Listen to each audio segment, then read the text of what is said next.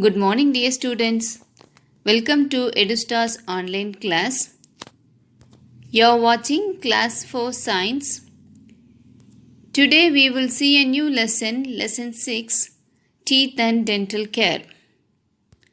This is Part 1. Here we are going to discuss about sets of teeth, kinds of teeth, structure of a tooth, and classwork writing for Lesson 4.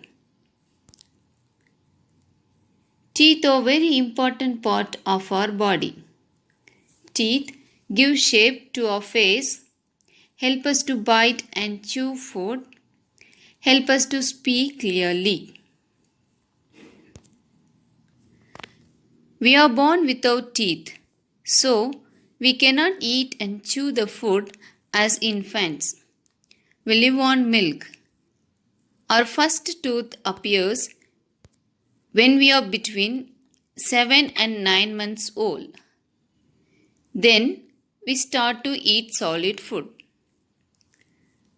By the end of 2 years, we have our first full set of 20 teeth. They are called milk teeth or primary teeth.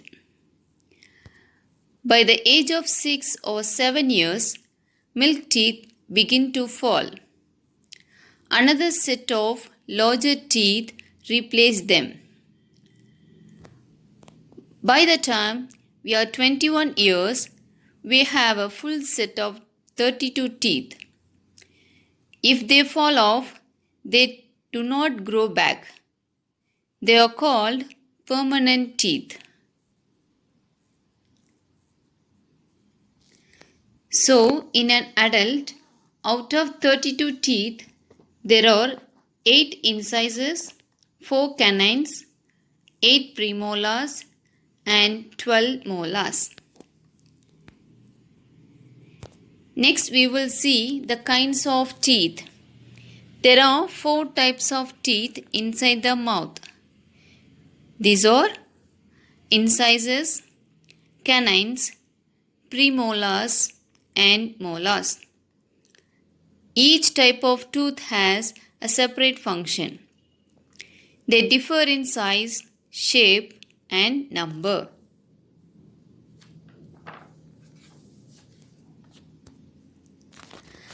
Incisors.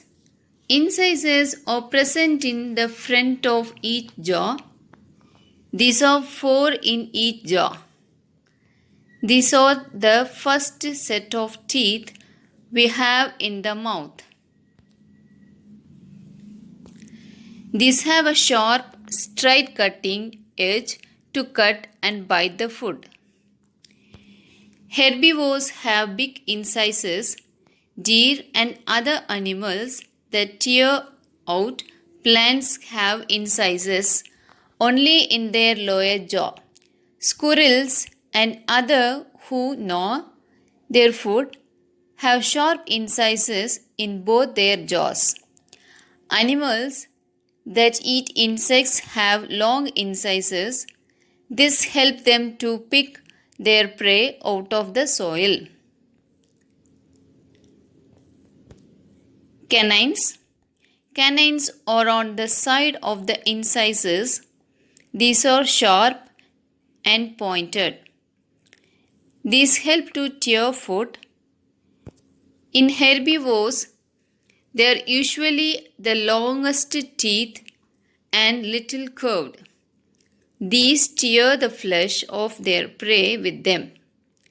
There are 2 canines in each jaw. Premolars. There are 4 premolars in each jaw. They are next to the canines. They are broad and flat. These teeth help us crack and crush the food like nuts. They are also called cracking teeth. Molars. There are 6 molars in each jaw. They are next to the premolars. They are bigger and broader than premolars. They help grind the food. They are also called grinding teeth.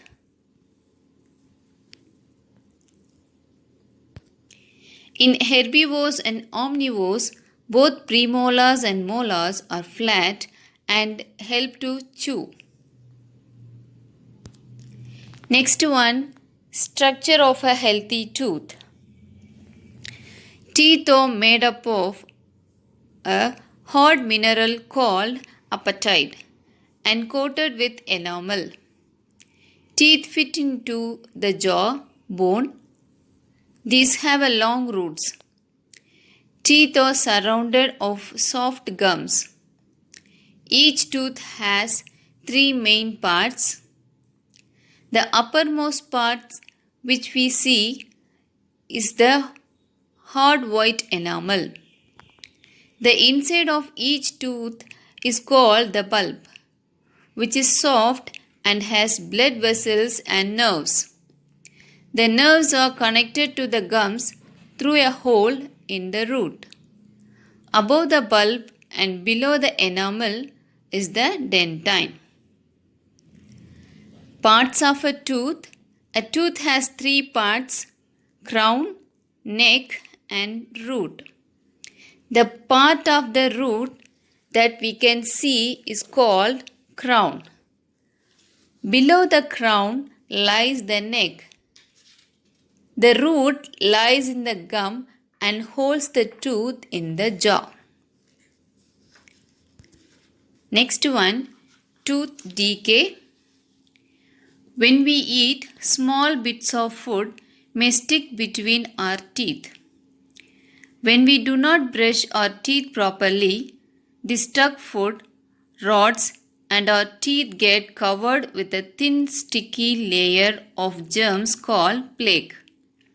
This plaque reacts with the sugar present in the food to produce acid, which affects the tooth enamel and start decaying it.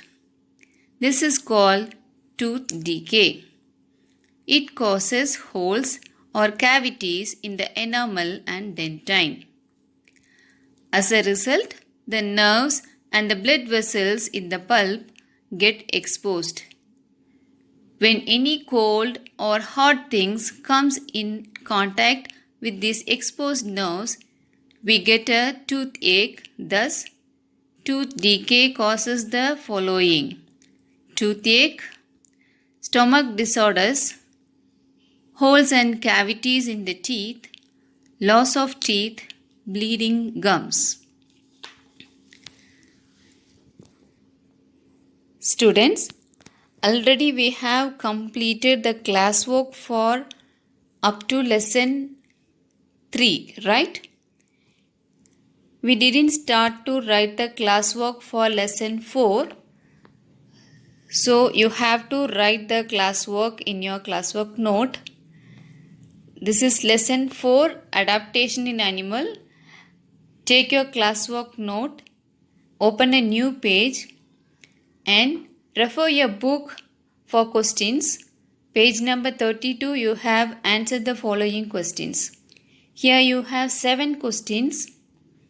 You have to write these question answer in your classwork note. Right? Take your classwork note and start to write lesson 4. Understand, kids? First question is, describe any 3 adaptation of a camel and a polar bear. You need to divide the page into 2. One side you will write camel and other side you will write polar bear.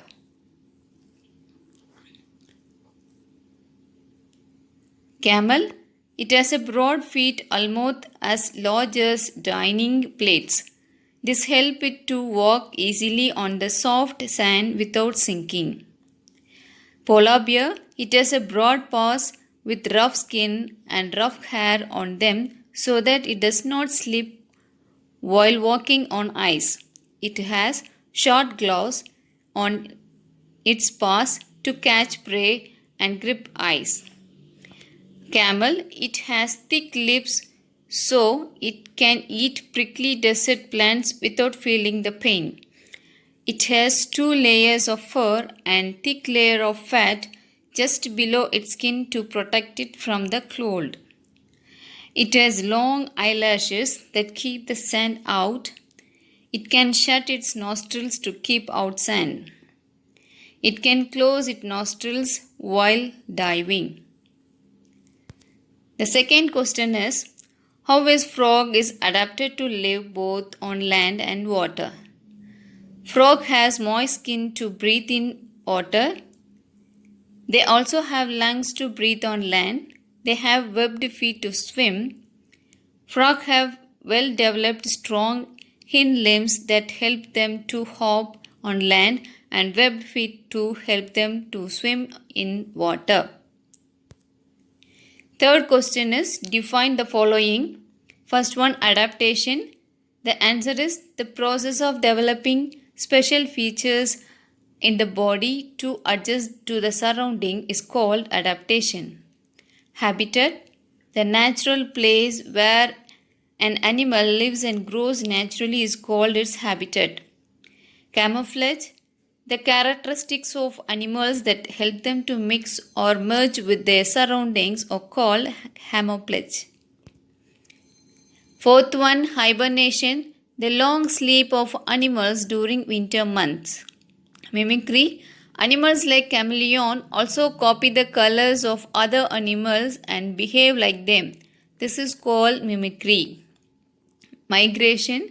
The mass movement of animals to escape very cold weather and shortage of food. Fourth question is, write 3 ways in which some animals can defend or protect themselves. Chameleon changes its body color according to the surrounding to escape from its enemies.